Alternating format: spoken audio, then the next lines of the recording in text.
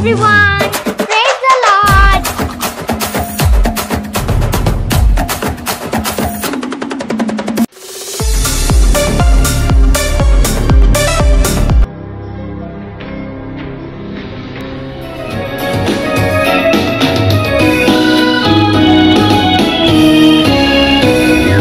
Joy to the world, the Lord is come.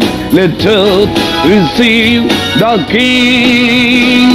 Let every heart prepare him room. And heaven and nature sing, and heaven and nature sing, and heaven and nature sing. Joy to the earth, the Savior reigns.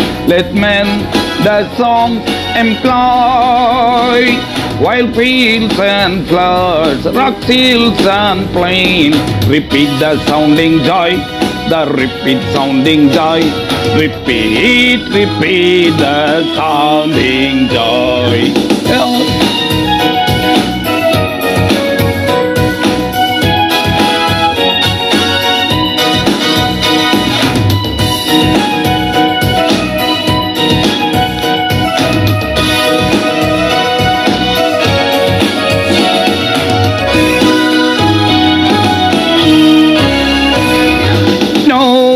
Let sins and sorrows grow, not found in purse the ground.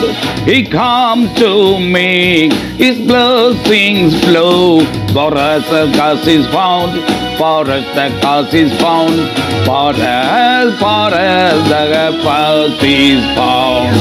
He rules the world with truth and grace, and makes the nations prove the glories of his righteousness, and wonders of his love, and wonders of his love, and wonders of his love, and wonders of his love. Merry Christmas.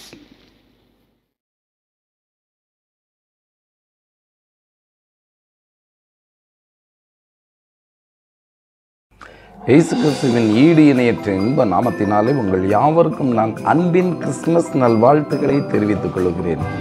ஏதேனின் ஆறுதல் ஊழியங்களிலிருந்து இன்று ஒரு புதிதான ஒரு Christmas நற்செய்தியை நாம் கேட்கப் போகிறோம். Thou that art highly favored, the Lord is with thee. Blessed art thou among women. பாருங்க, 6ஆம் மாதத்தில் கேப்ரியல் என்ற ஒரு தூதன் கலிலேயா என்ற நாட்டில் உள்ள நாசரேத் என்ற ஊரில் தாவீதின் வம்சத்தானாகிய யோசேப்பு என்ற நாமமுள்ள ஒரு புருஷனுக்கு நியமிக்கப்பட்டிருந்த ஒரு கன்னிகையின் இடத்திற்கு தேவனால் அனுப்பப்பட்டான் என்று சொல்லி அந்த வசனத்திலே வாசிக்கிறோம். அந்த கன்னிகையின் பெயர் மரியாள். அந்த மரியாளுக்கு தான் அவருடைய வீட்டிலே தேவதூதன் பிரவேசித்து கிருபை பெற்றவளே வாழ்க என்று வாழ்த்தினார்.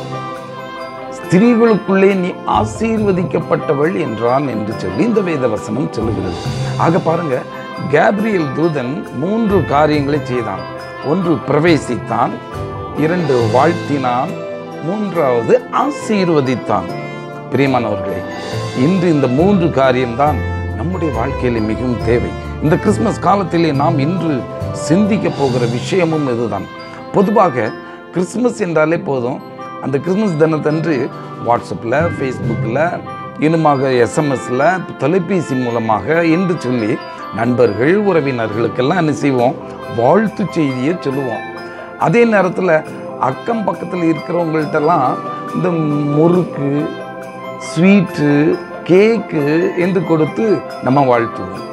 அதோடு கடமை தீர்ந்து விட்டது, கிறிஸ்துமஸ் முடிஞ்சிருச்சின்னு நினைக்கிறோம். அப்படித்தானே பிரியமானவர்களே? நிறைய பேர் அதைத்தானே செஞ்சுட்டு வர்றோம். நமது இயேசு கிறிஸ்து கண்ட, இயேசு கிறிஸ்துவை தரிசித்த 3 ஞானிகள், அந்த தூதர்கள், அது மட்டுமல்ல இந்த ஏழை மேய்ப்பர்கள், படிப்பறியாத மேய்ப்பர்கள் மூலமாக 3 காரியங்கள் ஆசீர்வாத கிறிஸ்துமஸாக நமக்கு மாறும் என்று சொல்லி நாம் விசுவாசிக்கிறோம். இந்த கேப்ரியேல் தூதன் 3 விஷயங்களை சொன்னான் என்று சொல்லி பார்க்கிறோம். முதல் காரியமாக பிரவேசித்தல். பிரவேசித்தல் என்றால் என்ன? என்டரிங். எந்த ஒரு காரியத்தின் துவக்கம் என்பதும் வேண்டும். துவக்கம் இல்லாமல் முடிவு இல்லை. துவங்கினாத்தான் மற்ற காரியத்துக்குள்ளால நம்ம என்ட்ராக முடியும். கம்ப்யூட்டர் எடுத்துக்கிடுங்க. நம்ம வேலைகளை ஆரம்பிக்கணும்னா அந்த என்டர்ங்கிற பட்டனை அழுத்தினா தான் அந்த ஃபைலுக்குள்ள நம்ம போக முடியும். ஆக பாருங்க, மத்தேயு 2ஆம் அதிகாரம் 11ஆம் வசனம் சொல்லி இருக்கிறது, கீழ்தேச ஞானிகள் அந்த வீட்டிற்குள் பிரவேசித்து. கீழ்தேச ஞானிகள் நம்ம நினைச்சிட்டு இருக்கோம் மாட்டு தொழுவத்துல போய் பார்த்தாங்க. அந்த படங்கள் பிக்சர்ஸ் எல்லாம் அப்படிதான் இருக்கும். ஆனால் அந்த மாட்டு தொழுவம் இருந்த வீட்டிற்குள் அவர்கள் பிரவேசித்தார்கள். entered into the house. அப்புறம் பிள்ளையையும் அந்த தாயாகிய மரியாளையும் அவர்கள் கண்டு சாஷ்டாங்கமாய் விழுந்து அதை பணிந்து வந்து தங்கள் பொக்கிஷங்களை திறந்து பொன்னையும் தூபவர்க்கத்தையும் வெள்ளை போலத்தையும் அவருக்கு காணிக்கையாக கொடுத்தார்கள். அங்க ஆங்கில வேதாமத்தில் சொல்லியிருக்கு, அந்த பொன் தூபவர்க்கம் வெள்ளை போலம் என்பதற்கு அதுல அழகான வார்த்தை சொல்லியிருக்கும் பாருங்க, கோல்டு. அப்படின்னா கோல்டுன்னு என்ன? பொன். அடுத்தது தூபவர்க்கம் என்பதற்கு ஆங்கிலத்தில் பிராங்கின்சென்ஸ் என்று சொல்லி ஆங்கில வேதாகமத்தில் சொல்லப்பட்டிருக்கிறது. அதே போல வெள்ளை போலம் என்றால் மிர், MYRRH, மிர் என்று சொல்லப்பட்டிருக்கிறது. ஆக இந்த 3 பரிசு பொருட்களையும் கொண்டு போய் தேவனிடத்தில் படைத்தார்கள். அப்போ அவங்க வீட்டுக்குள்ள பிரவேசித்து என்று சொல்லி 2:11 மத்தேயு சொல்வது போல நாம் பிரவேசிக்க வேண்டும். தேவனை தரிசிக்க வேண்டும் என்றால் நம்ம கிறிஸ்தவத்திற்குள் பிரவேசிக்க வேண்டும், பரிசுத்தத்திற்குள் பிரவேசிக்க வேண்டும். அப்பதான் தேவனுடைய தரிசனம் கிடைக்கும். பிரியமானவர்கள், நோவா தன்னுடைய காலத்திலே ஒரு பேழையை செய்ய சொல்லி தேவன் கட்டளையிட்டார். ஆதியாகமம் 6ஆம் அதிகாரத்திலே அந்த சம்பவங்களை வாசிக்கலாம். 18ஆம் வசனத்துல சொல்லி இருக்கோம். தேவன் பேசுகிறார் பாருங்க, உன்னுடனே என் உடன்படிக்கையை ஏற்படுத்துவேன், நீயும் உன்னோடு கூட உன் குமாரரும் உன் மனைவியும் உன் குமாரரின் மனைவிகளும் பேழைக்குள் பிரவேசியுங்கள். பேழைக்குள்ளால முதல்ல போகணும். ஆண்டவருடைய பிரசன்னத்துக்குள்ளால நம்ம முதல்ல போகணும். அவருடைய மகிமைக்குள்ளால நம்ம பிரவேசிக்கணும். ஆதியாகமம் 7:1 சொல்லுகிறது, கர்த்தர் நோவாவை நோக்கி, நீயும் உன் வீட்டாரும் உன் மனைவியும் உன் குமாரரின் மனைவிகளும் பேழைக்குள் பிரவேசியுங்கள் என்றார். இந்த சந்ததியில் உன்னை எனக்கு முன்பாக நீதிமானாக கண்டேன். அப்ப அவருடைய பேழைக்குள்ளால அந்த கோழி எப்படி தன் குஞ்சுகளை தன்னுடைய சிறகுகளில் கூட்டி சேர்ப்பது போல அவர் தம்முடைய கூடாரத்திற்குள் மூடி மறைத்து கண்மலை வெடிப்பிலை வைத்து உங்களையும் என்னையும் அவர் பாதுகாக்க வேண்டும். அப்போ அவருடைய கட்டளைகளுக்கு நம்ம கீழ்ப்படிந்து பேழைக்குள் பிரவேசிக்க வேண்டும். இயேசுதான் நமக்கு பேழை. அவர் இல்லாம ஒரு அடைக்கலம் கிடையாது. பிரியமானவர்களே, உலகத்துல எங்க போனாலும் நிம்மதி கிடைக்காது. ஆக ஆசீர்வாதம் வேணும்னா இயேசு என்ற பேழைக்குள் நுழையுங்க, பிரவேசியுங்கள். பிரவேசிக்க கூடாத ஒரு காலம் வருங்க வருங்காலத்துல. இயேசுவை குறித்து சொல்ல முடியாது, பைபிள் எடுக்க முடியாது, ஆராதிக்க முடியாத ஆலயத்துக்கு போய் அப்படிப்பட்ட நிலைமை வரலாம். ஏன் சமீபத்துல கூட கொரோனாவினால எத்தனை மாசம் நம்ம சர்ச்சை போகாம மனசு எவ்வளவு வேதனையோடு இருந்தோம். சிந்தித்து பாருங்கள். நம்முடைய ஆலயத்திற்கு போய் அந்த மகிமையில் நிறைந்து நாம் பரவசப்படைந்து நாம் பாட துதிக்க செய்தியை கேட்க முடியாத நிலைமை இருந்தது. ஆனாலும் கூட நானோ உமது மிகுந்த கிருபையினாலே உமது ஆலயத்துக்குள் பிரவேசித்து உமது பரிசுத்த சன்னதிக்கு நேரே பயபக்தியுடன் பணிந்து கொள்வேன் என்று சங்கீதக்காரன் 5:7 சொல்லுகிறார். அலங்கார வாசலாலே பிரவேசிக்க வந்து நிற்கிறோம், தேவ வீட்டின் நன்மையாலே நிரம்பிட வந்து நிற்கிறோம். அலங்கார வாசலாலே பிரவேசிக்க வந்து நிற்கிறோம், தேவ வீட்டின் நன்மையாலே நிரம்பிட வந்து நிற்கிறோம். ஆராதிக்க வந்தோம், அன்பு கூற வந்தோம், யெகோவா தேவனையே துதித்திட வந்தோம், தொழுதிட வந்தோம், தூயவரே சுவையே. வெளிப்படுத்தல் 21:27 நம்மை தீட்டுப்படுத்தாமலும் அருவருப்பானவைகளும் பொய்யானவர்களின் நடப்பிக்குமா ஒன்றிலும் நீங்கள் பிரவேசிக்கிறதில்லை. ஜீவ புஸ்தகத்தில் எழுதப்பட்ட ஆட்டுக்குட்டியானவரின் ஜீவ புஸ்தகத்தில் எழுதப்பட்டவர்கள் மாத்திரம் பிரவேசிப்பார்கள். எங்கே? பரலோகத்தில். ஜீவ புஸ்தகத்துல நம்ம பேர் எழுதியிருக்கா பாருங்க. ரட்சிக்கப்பட்ட அந்த அனுபவம் தான் பிரவேசித்தலுக்கு முதல் காரியம், முதல் படி. சகை என்ன செஞ்சான்? இயேசுவை பார்க்கணும்னு போனான். ஆனா இயேசு என்ன செய்தார்? இன்று உன் வீட்டில் தங்க வேண்டும் என்று சொல்லி அவன் வீட்டுக்கு பிரவேசித்தார். இங்கே ரட்சிப்பு கிடைத்தது. இரண்டாவது காரியமாக வாழ்த்துங்கள். அந்த கேப்ரியல் தூதன் மரியாளிடம் முதல்ல வீட்டுக்குள் பிரவேசித்தான். வாழ்க என்று சொல்லி வாழ்த்தினான். வாழ்க என்பதற்கு, வாழ்த்துக்கள் என்பதற்கு ஆங்கில வேதாகமத்தில் சல்யூட் தம் என்று சொல்லப்பட்டிருக்கும். ஆதியாகமம் 24:60 சொல்லி இருக்கும், ரெபெக்காளை வாழ்த்தி, எங்கள் சகோதரியே நீ கோடானு கோடியாய் பெருகுவாயாக, உன் சந்ததியார் தங்கள் பகைஞருடைய வாசல்களை சுதந்திரித்துக் கொள்வார் என்று வாழ்த்தினார்கள். ரெபெக்காளை. அதே போல நகோமிக்கு ஒரு குழந்தை பிறந்து, ஆண் பிள்ளை பிறந்த போது அயல் வீட்டு காரிகள்லாம் போய் வாழ்த்தினாங்களாம். யார? நகோமிய. அதற்கு ஓபேத் என்று பெயரிட்டார்கள். ஆக நம்ம எத்தனை பேருக்கு பொறாமை இல்லாத ஒரு வாழ்த்தை சொல்றோம்? அவன் மட்டும் ஆம்பளை பிள்ளை பெற்றுட்டாள இருந்தாலும் போக வேண்டிய தலையிலுக்கு நல்லா இருமா, உனக்கு ஆம்பளை பிள்ளை பிறந்தது சந்தோஷம். இது உள்ளுக்குள்ள என்னது? பொறாமை. இப்படி இருக்கிறதா? அதே நேரத்தில் கிறிஸ்மஸ் டைம்ல நம்ம வாழ்த்து சொல்றோம். எப்படி? நம்ம நண்பர்களுக்கு, உறவினர்களுக்கு ஹாப்பி கிறிஸ்மஸ் சொல்லிடுறோம், ஃபோன் பண்ணி சொல்றோம். ஆனா ஒரு வசனம் சொல்லுது பாருங்க, மத்தேயு 5:47, உங்கள் சகோதரரை மாத்திரம் வாழ்த்துவீர்கள் என்றால் நீங்கள் விசேஷித்து செய்கிறது என்ன? ஆயக்காரரும் அப்படி செய்கிறார்கள் அல்லவா என்று சொல்லி அங்கே சொல்லப்படும். நம்ம ஏழைகள், ஊனமுற்றவர்கள், தெருவில் இருக்கக்கூடிய பிச்சைக்காரர்கள், முதியோர்கள், அவர்களுக்கெல்லாம் என்னைக்காவது கிறிஸ்துமஸ் வாழ்த்து சொல்லியிருக்கோமா? கிறிஸ்துமஸ் செய்தியை சொல்லியிருக்கோமா? நாம் கேப்ரியல் தூதன் போல மாறி என்னைக்காவது அவர்கள் மத்தியிலே பிரவேசித்திருக்கிறோமா? வாழ்க என்று வாழ்த்தி இருக்கிறோமா? யோசித்து பார்க்கும் பிரியமானவர்களே. காரியம் ஆகணும்னா கழுத கால கூட பிடிக்கிற உலகம் இது. எங்க பார்த்தாலும் ரெக்கமெண்டேஷன் இல்லாம, லஞ்சம் இல்லாம இப்ப எந்த அரசியல்வாதி, எம்எல்ஏயோ மினிஸ்ட்ரியோ பார்க்க போக முடியாது. அப்படிப்பட்ட ஒரு காலகட்டத்திலே இருக்கிறோம் பிரியமானவர்களே. லூக்கா 1:29 சொல்லுகிறது, அவனும் அவளை கண்டு அவ்வார்த்தைகளினால் கலங்கி இந்த வாழ்த்துதல் எப்படிப்பட்டதோ என்று சிந்தித்துக் கொண்டிருந்தாள். யாரு? மரியாள். வாழ்த்துன உடனே இவளுக்கு பயம். சில வாழ்த்த கண்ட பயமா இருக்கும். கலங்கினாள். பயப்படாதுன்னு சொன்னான். லூக்கா 1:40 சொல்லியிருக்கோம். இதே மரியாள் சகரியா அந்த வீட்டுக்குள்ள போயிருக்கா. எலிசபெத் குழந்தை உண்டாயிருக்கிறார்.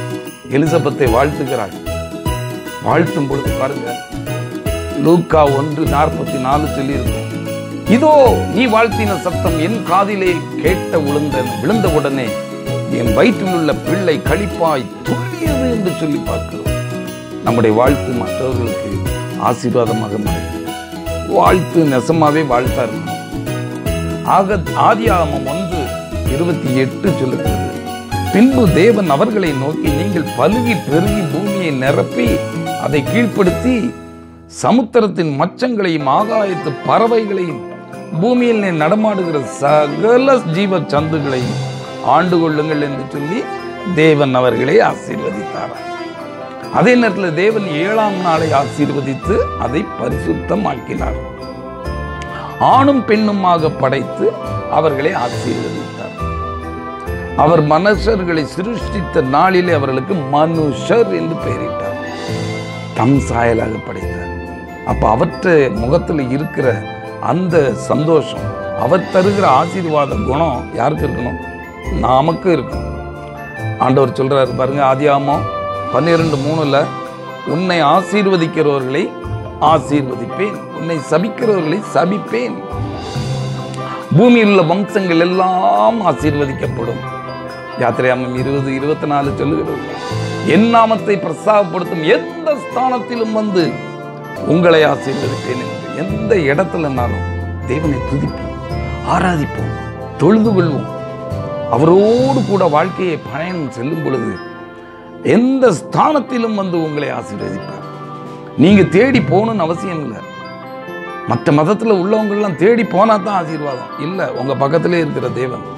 இயேசு பிறந்த பொழுது தேவதூதன் இன்னுமாக ஒரு காரியத்தை சொன்னான். இம்மானுவேல் என்று பெயரிடுவாங்க. இம்மானுவேல் என்றால் தேவன் நம்மோடு கூட இருக்கிறார் என்று சொல்லி அர்த்தம். எத்தனை தெய்வம் அப்படி சொல்லியிருக்கு? இயேசு ஒருவர் தான் அப்படி சொன்னார். யோபுனுடைய நிலைமை எப்படி இருந்துச்சு உங்களுக்கு தெரியும். கஷ்டம்னா கஷ்டம். அதன் பிறகு அவன் எப்பொழுது ஜெபித்தானோ, பிறருக்காக ஜெபித்தான், தன் நண்பர்களுக்காக ஜெபித்தான். அப்பொழுது கர்த்தர் யோபின் முன்னிலைமையை பார்க்கிலும் பின்னிலைமையை ஆசீர்வதித்தார். எப்படி? 14,000 ஆடுகள், 6,000 ஒட்டகம், 1000 ஏர்கள், 1000 கழுதைகள் அவனுக்கு உண்டாயின என்று சொல்லி, அதே நேரத்தில் நம்ம வீட்டுக்கு பாதுகாப்பாக இருப்பதற்கும் கூட அவர் நம்முடைய வீட்டில் வசிக்கும் நம்ம பிள்ளைகளை கூட ஆசீர்வதிக்கிறார். பாருங்க, சங்கீதம் 147:13 இப்படி சொல்லுகிறது. அவர் உன் வாசல்களின் தாழ்பாள்களை பலப்படுத்தி உன்னிடத்தில் உன் பிள்ளைகளை ஆசீர்வதிப்பார். ஹல்லேலூயா. அதே நேரத்தில் அவர் எடுத்து பிள்ளை மற்றவங்களுக்கு கொடுத்தார் அல்லவா, பிராப்போஜனம், கடைசி லாஸ்ட் சப்பர். அவர்கள் போஜனம் பண்ணுகையில் இயேசு அப்பத்தை எடுத்து ஆசீர்வதித்து அதை பிட்டு சீஷர்களுக்கு கொடுத்து, நீங்கள் வாங்கி புசியுங்கள், இது என்னுடைய சரீரமாக இருக்கிறது என்றார். நாம் செய்ய வேண்டியது ஒன்றுதான், உங்களை துன்பப்படுத்துவதை ஆசீர்வதிக்க வேண்டியதே என்று சபிக்காதிருங்கள். உங்க வாயால சபிக்கிறது வரக்கூடாது. தேவன் bless them which persecute you, bless and curse not. bless பண்ணுங்க, curse பண்ணாதீங்க. ஆக பாருங்க, முடிவாக நான் சொல்ல விரும்புகிறேன் 3 காரியங்களை பார்க்கிறேன். இயேசு பிறந்த இந்த நாளில் நம் இல்லத்தில் கேப்ரியல் தூதன் மூலமாக நம்முடைய உள்ளத்திலும் இயேசு பாலன் பிரவேசிக்கும் மாட்டுக்குடிலாக நம்முடைய இருதயத்தை தர வேண்டும். பிரவேசிப்பதற்கு இடம் கொடுப்பாயாக. இது முதல் காரியம். 2வது காரியம், அயலகத்தாரோடு, சுற்றத்தாரோடு, உறவினரோடு சுமூகமான உறவு, அன்பான வார்த்தைகள், அன்பான வாழ்த்துக்களை சொல்லி நல்லுறவை நாம் பேணுவோமா? அப்படிப்பட்ட ஜீவியத்தை நாம் மேற்கொள்வோமா? 3வது காரியமாக, பிறருடன் மனக்கசப்பு, வைராக்கியம் இதெல்லாம் இல்லாம பகைவர்களை கூட மனப்பூர்வமாய் ஆசீர்வதிக்க நம்முடைய வாயை பயன்படுத்தும். நாம் ஜெபிக்கிறோம். கண்களை மூடி. எங்களை நேசிக்கிற பரலோக பிதாவே, இந்த அருமையான செய்திக்கு நமக்கு நன்றி செலுத்துகிறோம் அப்பா. அப்பா, இயேசு பிறந்த இந்த நாளிலே அந்த செய்தியை சொன்ன கேப்ரியல் தூதன் கூட மரியாளியிடம் வீட்டிற்குள் பிரவேசித்தான், வாழ்க என்று வாழ்த்தினான், ஆசீர்வதிக்கப்பட்டவள் என்று சொல்லி ஆசீர்வதித்தான். இதே போல அப்பா, நீங்க எங்களுக்காக இந்த உலகத்தில் பிரவேசிச்சிங்கப்பா. உங்களுடைய கிறிஸ்துமஸ் நாளிலே எங்கள் இல்லத்தில் நீங்க பிரவேசிக்கணும் அப்பா. நாங்க உங்களை வாழ்த்தணும், நீங்க எங்களை ஆசீர்வதிக்கணும். இந்த செய்தியை கேட்ட யாவரையும் தேவன் ஆசீர்வதிப்பாராக. ஏதேனின் ஆறுதல் ஊழியங்களில் இருந்து உங்கள் யாவருக்கும் எனது கிறிஸ்துமஸ் நல்வாழ்த்துக்களை தெரிவித்துக் கொள்கிறேன். Happy Christmas.